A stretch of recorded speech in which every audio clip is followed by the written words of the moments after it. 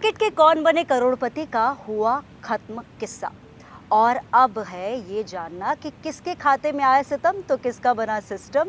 ये हम जानेंगे क्रिकेट प्रेडिक्टर में, पावर्ड बाय 1xBet। और हमारे एक्सपर्ट यहाँ पर मौजूद है जो ये बताएंगे किसका सिस्टम बना, किसका सिस्टम हिला। हमारे साथ है गेस्ट जो डायरेक्टर है शाबाश मिट्ठू के, श्रीजीत मुखर्जी। और हमारे साथ है क्रिकेट प्रेडिक्टर के फाउंडर सुनील कालरा, वो डाटा स्ट्रैटेजिस्ट भी है। सबसे पहला सवाल मैं श्रीजीत जी आपसे पूछूंगी, इस बार के जितने भी पिक्स हुए सबसे सिंटिलेटिंग पिक कौन सा था? देखिए, सिंटिलेटिंग पिक बोलने का मतलब अगर आप बोल रहे कि स्टील जिसको कहते हैं, मतलब बहुत कम दाम में बहुत बढ़िया प्लेयर, वो तो मैं ज़रूर बोलूँगा Adam Zampa. I think he was bought for 2.4। Yes. तो I think that's a steal because spinning conditions अगर होंगे, Adam Zampa is a master spinner, leg spinner भी है तो अग्रेसिव भी है, अटैक भी करते हैं। और इनको छोड़ के I think Lockie Ferguson went for 2 CR Yes. Base price. तो That was Lockey went to RCB. So I think that's another great pick. And late एक रश हुआ KKR का, उसमें 3-4 बहुत अच्छे अच्छे प्लेयर्स आए। अजिंक्य रहाणे, मोइन अली, हमारा Umran Malik, the space sensation. So end game जो रहा KKR का बहुत तगड़ा रहा। That is also Anukul Roy, very handy allrounder. So end game जो KKR का रहा बहुत बहुत सिंटिलेटिंग। बिल्कुल। और अगर हम उसकी बात करें मोइन अली की और अजिंक्य रहाणे की, ये CSK वेटरन्स हैं जो अब KKR में बतौर सोल्जर्स नजर आएंगे। सुनील कालरा, आपके लिए मैं सबसे अच्छा एक जो पिक है, 13 साल का युवा करोड़पति बन जाता है, ये कहानी सिर्फ IPL मेगा ऑक्शन में ही देखने को मिल सकती है। ये बात अलग लगती है कि 13 साल का, सिर्फ 13 साल का, और उसके साथ करोड़ लगाए। मैं तो कहता हूँ अगर वो 100 करोड़ या जीरो पैसे पे भी है, पर कितनी बड़ी स्टोरी है। आप देखो, समस्तीपुर गांव से आया, 12 साल की उम्र में उसने अपने फर्स्ट क्लास का डेब्यू किया। अंडर 19 ऑस्ट्रेलिया टीम को उनके अगेंस्ट खेला 12 साल का लड़का। इससे बड़ी स्टोरी क्या होगी? ये हमारी खामियाजा है कि हमने इस बच्चे को 12 साल पे इतनी तवज्जो नहीं दी जितनी सचिन तेंदुलकर को आज से अयाज मेमन ने और टॉम ऑल्टर ने आज से 30 साल पहले दी थी, जब उनके वहाँ पे जाके देखा था। तो अगर आप मोटी मोटी चीज़ें देखें, ये एक स्टोरी अपने आप में एक बहुत बड़ा अजूबा है। इनफैक्ट इसके बारे में इतनी बातें करनी चाहिए कि ये इंस्पिरेशन है। क्योंकि देखिए, इंडियन टीम में खेलना आपको, आप under 19, under 15, under 16, 19, then you go on to play for other 23 and then Ranji and then so on, and then you play for your country। इस लड़के ने बहुत कुछ पाया। तो ऐसी बात में अगर देखा जाए तो ये एक बहुत बड़ी चीज़ है, बहुत बड़ी स्टोरी है कि इतनी बड़ी दुनिया की लीग में सबसे छोटा खिलाड़ी हिस्ट्री ऑफ क्रिकेट में पहली बार, उसको सेलिब्रेट करना चाहिए। यूथ क्रिकेट का वो मुकाबला था अंडर 19 में, जब ऑस्ट्रेलिया के खिलाफ सेंचुरी बनाई थी वैभव सूर्यवंशी ने। समस्तीपुर के बिहार के हैं और जिया हो बिहार के लाला, करोड़पति बन गए हो। तो अब अगर हम आपसे बोले कोलकाता के बारे में, जो आपके लिए सबसे अच्छी स्टील, आपने खुद बोला कि अनुकूल था, मोइन अली था, अजिंक्य रहाणे था, लेकिन उसके अलावा फिल सॉल्ट की कमी किसने भर दी आपको जो लगता है? मोस्ट डेफिनेटली डिकॉक ने, क्योंकि फिल सॉल्ट ओपनर है, क्विंटन डिकॉक ओपनर है। एक ही चीज़ है, नारायण और फिल सॉल्ट की जो जोड़ी थी वो लेफ्ट राइट कॉम्बिनेशन वाली थी। यहाँ पे दोनों लेफ्ट हैंडर्स है, डिकॉक और Narayan, so that is one problem. लेकिन मुझे नहीं लगता है कि गुरबाज और डिकॉक दोनों खेलेंगे, दोनों में से एक खेलेगा, और मुझे लग रहा है कि डिकॉक ही खेलेगा। तो सॉल्ट का जो कमी है वो डिकॉक, उसका कॉम्पेंसेशन हो गया। ये छोड़ के अगर आप श्रेयस का देखें, श्रेयस की जगह पे मिडिल ऑर्डर काफ़ी तगड़ा है, क्योंकि वेंकटेश अय्यर इज़ बैक, रिंकू सिंह है, अंकृश रघुवंशी। तो मुझे लग रहा है कि मिडिल ऑर्डर भी स्टेबल है। सॉल्ट का रिप्लेसमेंट भी साइकोलॉजिकली मिल गया है, स्टार्क का रिप्लेसमेंट भी मिल गया है,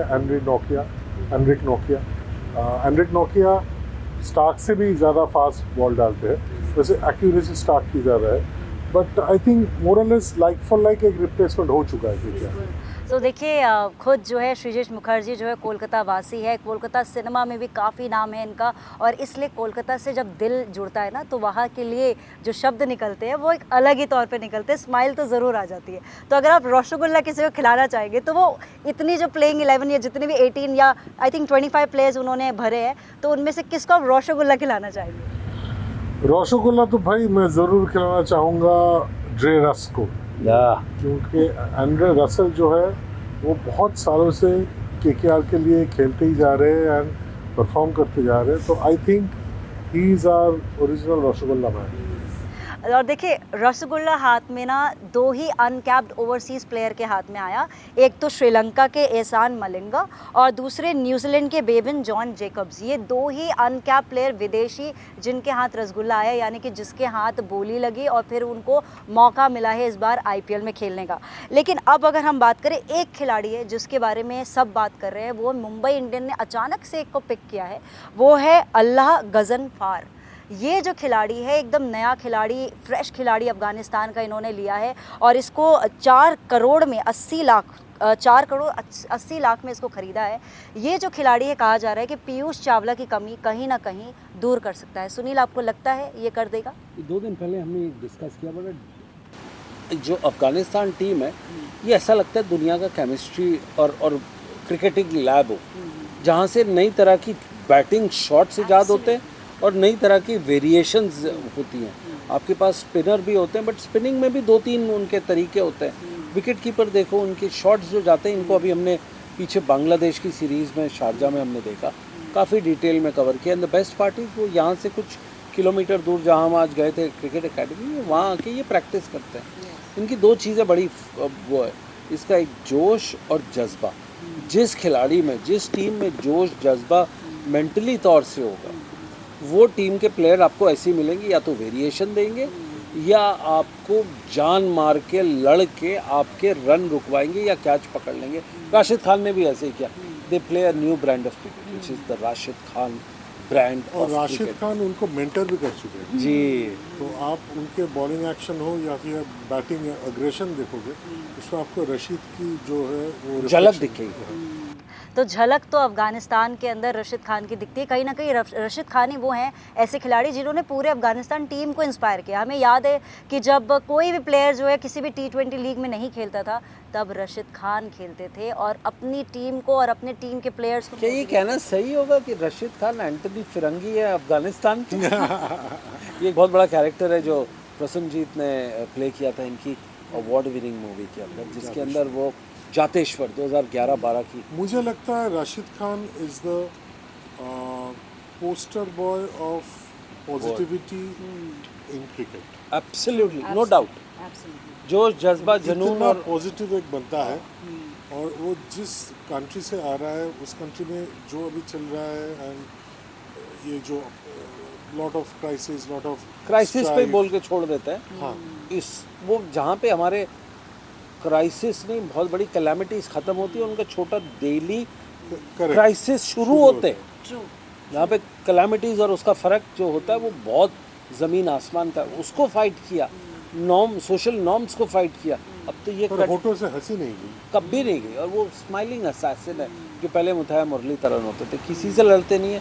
कोई सीनियर प्लेयर आके अगर उनको लड़ भी जाए तो ये जवाब नहीं देते। वो अलग बात है। आप अगर क्राउड का रिएक्शन देखो, अफगानिस्तान को इतना सपोर्ट मिलता है इंडिया में, मुझे लगता है हर कहीं मिलता होगा। प्यार मिलता है उनको, सपोर्ट से ज़्यादा प्यार मिलता है। हाँ। भाईचारा है उनके अंदर। लेकिन फैंस का दिल अग्रेशन मांगता है, इसीलिए विराट कोहली पर सबका दिल जो है पिघल जाता है। लेकिन इस बार आरसीबी की टीम पे अगर गौर करें, क्योंकि ये टीम जब डे 1 था तो ट्रोल हो रही थी और अब डे 2 है तो ट्रेंड हो रही है ट्विटर पर। इसके बारे में अगर हम बात करें, इस टीम कॉम्बिनेशन की अगर हम बात करें, तो हमारे पास प्लेयर्स हैं। जॉश हेजलवुड है, फिल सॉल्ट है, जितेश शर्मा है, भुवनेश्वर कुमार एक अच्छा पिक है, लियाम लिविंगस्टोन है, रशीद सलाम है, कृणाल पांड्या है और टिम डेविड है, सुयश शर्मा है, बेथल है, देवदत्त पडिक्कल है, नुआन तुषारा है, शेफर्ड है, रोमानियो शेफर्ड, लुंगी निगीडी हैं और स्वप्निल सिंह है, अभिनंदन सिंह है, चिकारा है, मोहित राठी है और भनडड़े, ये MS भनडड़े भी है। तो ये जो एक टीम है, ये टीम कैसी लग रही है आपको? क्या जितनी भी टीम है? कल हम जब बात कर रहे थे आरसीबी के बारे में, आरसीबी का बॉलिंग अटैक बहुत वीक लग रहा था, तो उसमें सिर्फ था रशीद सलाम और जॉश हेजलवुड। आज देखिए वहाँ पे कौन कौन आ गया है। कृणाल पांड्या, रोमारियो शेफर्ड, दोनों बहुत ही बेहतरीन ऑलराउंडर, इकोनॉमिकल बॉलर्स हैं, बड़े कंजूसी से रन देते हैं, T20 के लिए आइडियल ऑलराउंडर्स है। ये दो आ गए, उसके साथ आ गया निगेटी, वो जो उछालेगा सबको, बहुत तेज देगा। तो ये आपका ऑलरेडी आप देख रहे हो कि आपका एक पेस अटैक ऑलरेडी फॉर्म हो चुका है। उसके साथ देवदत्त पडिक्कल लोकल बॉय है और अच्छा परफॉर्म भी किया आरसीबी के लिए, वो आ गया। तो batting also looks good. Virat Kohli, Phil Salt तो है ही, Liam Livingstone another brilliant allrounder. तो मुझे लगता है कि RCB is now in a very comfortable. So sir का तो ये कहना है, लेकिन आपका क्या कहना है आरसीबी को लेकर? देखिए हमारे साथ फिल्म के लेजेंड बैठे हैं तो हम फिल्मी उसमें बात कर लेंगे थोड़ी सी, कभी खुशी कभी गम। बट ये आरसीबी एक ऐसी चीज़ है जहाँ पे खुशी तो मिली नहीं है 15 सालों से, गम भरपूर उसके स्टॉकिस्ट हो गए हैं और वो कहीं आगे पीछे डाउनलोड नहीं करते, वो सिर्फ अपने अंदर ही रखा हुआ है उन्होंने गम।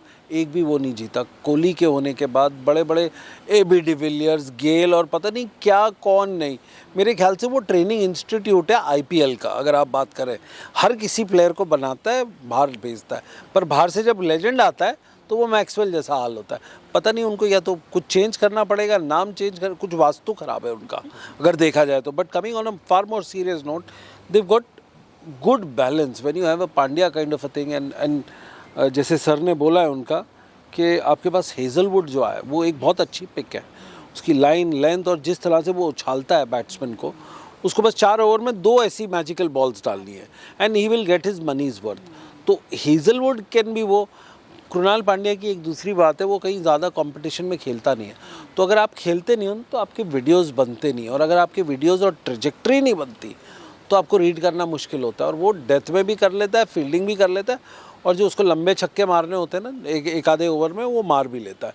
तो I think in itself this time it is settling into place. But biggest problem is, और मैं सर से पूछूंगा, ऐसा लगता है कि सारे कप्तान आपस में, वो एक मूवी आई थी जॉन इब्राहिम की, हेरा फेरी या गरम मसाला, जिसमें कोई इधर से उधर भाग रहे, भागम भाग, कप्तानों की भागम भाग है। किसी को पता नहीं कौन कप्तान है, कब है, कहाँ है। आपको नहीं लगता ये सारे एक अपना कॉन्ट्रैक्ट ख़त्म करके दूसरी सोसाइटी में जा रहे हैं, दूसरा पहली में आ रहा है? हाँ, और उसका एक कारण तो ये है कि अभी लॉयल्टी जो चीज़ है वो ख़त्म हो गई है। वो तो IPL में बहुत ही कम देखने को मिलता है, unless you are MS Dhoni. हाँ, मैं वही बोला, धोनी मतलब CSK, कोहली मतलब RCB, और तेंदुलकर मतलब मुंबई इंडियंस। इनको आप सोच ही नहीं सकते कि किसी और सिटी में जाके खेले। बट और दादा जब तक खेलते थे पुणे भी गए वैसे लेके कौन गया उनको, यही पूछिए पुणे में। देखिए कोलकाता का कनेक्शन बड़ा तगड़ा है, चाहे वो ईडन गार्डन्स हो या जगमोहन दालमिया साहब हो या आजकल के KKR के अडॉप्टेड ओनर हो जिनका नाम है शाहरुख खान। पर एक बात बताइए, RCB, staying with RCB, yes, RCB का जो ओपनिंग प्लेयर वो बहुत ही धमाकेदार था, ठीक है, विराट कोहली और फाफ डू प्लेसी। अभी फाफ तो निकल गए, अभी विराट किसके साथ ओपन? सॉल्ट नहीं लगता आपको? नमक डालेंगे, टाटा नमक, वहाँ डाल के खेलेंगे वो। सॉल्ट तो आप क्या बोल रहे हो कि सॉल्ट कोहली तीसरे पे छोड़ेगा नहीं, तीसरा पता नहीं, फिर पाटीदार आएगा। देवदत्त पडिक्कल आ सकते हैं सेकंड उसमें, वो ही वाज लकी। आएगा लिविंगस्टन उसके बाद आएंगे, फिर आपके पास जितेश मिडिल ऑर्डर में आएंगे। हाँ, फिर कृणाल कुमार, हेजलवुड, सलाम, यश दयाल। अच्छा टीम है, मतलब टीम बैलेंस्ड है, बट कोई नहीं, टीम डेविड 4 डाउन या 5 डाउन है। देखिए मिडिल ऑर्डर नहीं, वो फिनिशर है। टीम डेविड तो एकदम मुझे पता ही नहीं कि मुंबई इंडियंस के लिए लास्ट टाइम इन लोग एक नई इनोवेशन करेंगे दोबारा। ये अब मैंने क्या कहा है कि ये IPL का एक बहुत बढ़िया लैब है, ये कुछ ना कुछ इजाद करेगा और अपने आप ही करके वो H2SO4 को कुछ और ही दे देगा रन। बात मुझे एक चीज़ समझ में आ रही है, जर्सी जो पीली वाली है वो बहुत ज़्यादा लाल हुई है। पंजाब के पास बहुत सारे ऑसीज प्लेयर आए हैं, तो क्या ये रिकी पॉन्टिंग फैक्टर है? क्योंकि पैसे ही उनके पास इतने थे। और होता है जब 110 करोड़ लेके आप बैठो, उसको कमाने में पता नहीं हमारी कितनी सदियां निकल जाएंगी, बट वो आज उड़ा रहे हैं और हाई फाई कर रहे हैं। मैं तो बस देख के एक बहुत अच्छी अजूबा, इंडियन मिडिल क्लास को बड़ा अच्छा लगता है कि पैसे लुट रहे, बड़ा अच्छी बात है। ये पैसे आ रहे हैं क्रिकेट में और आते क्रिकेटर्स के पास। It's good thing that it is being thrown into the ecosystem. Ecosystem बहुत बड़ा वर्ड है और वो क्रिकेट में ही है, क्रिकेटर्स के पास है, तो महफूज है। एक चीज़ जो सबसे ज़्यादा ट्रेंड कर रही थी ट्विटर पर जब ये ऑक्शन ख़त्म होने के उस पे था, सबसे ज़्यादा अंबानी जी वहाँ पर, आकाश अंबानी वहाँ पे बैठे हुए थे और मुंबई इंडियंस और आरसीबी के वहाँ पे बिडिंग चल रही थी और विल जैक्स की बारी थी। हुआ यूँ कि विल जैक्स खरीदे ही जाने वाले थे, तो मुंबई इंडियंस को ये डर लग रहा था कहीं आरसीबी आरटीएम ना यूज़ कर ले, और आरसीबी ने नहीं यूज़ किया तो आकाश अंबानी खुश होकर एकदम उठे और गले लगा के मतलब हैंडशेक किया उससे वहाँ पर जाके आरसीबी से। तो ये जो हैंडशेक था ये दिखा रहा था कि भाई आपने बेवकूफ़ी कर दी विल जैक्स पर आरटीएम ना लगा के। क्या आपको ये लगता है? देखिए, इन्होंने बताया था, बड़ा इंपॉर्टेंट फैक्टर, ये एक दूसरे को नज करते हैं कि भैया तू जा। एक ब्लफ गेम होती है, ये जो 10 ओनर्स हैं इसके बीच में होती है। पर आपको ये नॉमेनक्लेचर देखना है, जो मुंबई इंडियंस के ओनर्स हैं, they are the self owners. अगर मैं आपसे पूछूं कि आरसीबी में कितने लोग थे apart from cricketers and support staff जो उठा रहे थे, आपको उनके नाम नहीं पता होंगे, क्योंकि वो साल में एक बार प्रकट होता है and then they go back, so we don't know. But the best part is here Ambani saab gets up, signs the checks, gives it to the player and saves the money. So therefore they have that part of it. But at the same time RCB का RTM Will Jacks पे ना use करना, इसका मतलब क्या है? क्या उनको विल जैक्स किसी और खिलाड़ी में मिल गया है? अगर हम यहाँ पर जितने भी प्लेयर्स यहाँ पे देखें, टिम डेविड है, विल जैक्स के लास्ट ईयर के अगर परफॉर्मेंस देखेंगे बहुत ही इनकंसिस्टेंट है। Yes. एक मैच छोड़ के जहाँ पे वो मतलब ही वेंट इनटू फ्रेंजी, हाँ, वो एक मैच छोड़ के विल जैक्स का बहुत रेपुटेशन था coming from big bash and the other leagues around the world, लेकिन कुछ खास कर नहीं पाया last. I agree on that point, but at the same time मुझे ऐसा लगता है कि विल जैक्स में वो पोटेंशियल है। अभी के जो इनके सीजन्स गए थे वो काफ़ी अच्छे। एक मिनट वहाँ पे रोकना चाहूँगा आपको। IPL is not about potential largely, it is about performance. अगर आपकी पास्ट परफॉर्मेंस अच्छी है तो प्रेजेंट कंटिन्यूअस होनी चाहिए। It is neither about potential nor about your reputation. हाँ, कि ये एक ज़माने पे ये हुआ करता था, ये सब चीज़ें आईपीएल में नहीं बिल्कुल नहीं चलती। लेकिन नहीं तो डेविड वार्नर बताओ, कमेंट्री बन गया, अभी कमेंटेटर बन गए वो। मुखर्जी ने एकदम सही बोला। हाँ, क्योंकि वहीं पे आने वाली थी। Warner is top run scorer, legend of IPL. He's struggling in the things. The best part is I've seen some of the selfies that he's created. जो सारे ओनर्स के साथ, चाहे दिल्ली के साथ हो, उनके साथ, उनको बर्थडे विश करता है, गुड मॉर्निंग विश करता है, दिवाली करता है, और उनके बच्चों के लिए हैप्पी बर्थडे गाता है वो। In the past 2-3 years he's done that because he knows that there is something called actor से अब वो कैरेक्टर रोल में आने वाला था, बट यहाँ तो उसको स्पेशल अपीयरेंस भी नहीं मिली। बिल्कुल। और देखिए 6000 से ज़्यादा रन बना चुके हैं, 62-50 दे चुके हैं, विनिंग कैप्टन रहे थे 2016 में, और फिर भी अगर उनको 3 बार ऑरेंज कैप वो जीत चुके हैं और फिर भी ये हाल था, तो ये केन विलियमसन भी अनसोल्ड गए। बिल्कुल, आप देखिए वो भी अनसोल्ड गए, तो ये भी एक बड़ा शॉकिंग रहा था कि वो अनसोल्ड चले गए। तो खैर अब ये तो यही है IPL। कुछ शॉक में आते हैं, कुछ सरप्राइज में आते हैं, कुछ एकदम ही सिंटिलेटिंग परफॉर्मेंसेस देते हैं। सो हमारे से जो आपको उम्मीद थी, आई एम श्योर आपकी उम्मीद पर हम खरे उतरे होंगे। हम यहाँ पर लेकर आए हैं आपके लिए डीप एनालिसिस और उसके साथ साथ जो मेन सिंटिलेटिंग ऑफर्स जो हुए IPL मेगा ऑक्शन में, उस पर डिटेल में डिस्कशन किया। बाकी जानकारी के लिए भी हमारे साथ ऐसे ही जुड़े रहिए। Cricket predictor powered by 1xBet आपके साथ हमेशा है फॉर एवरी एनालिसिस।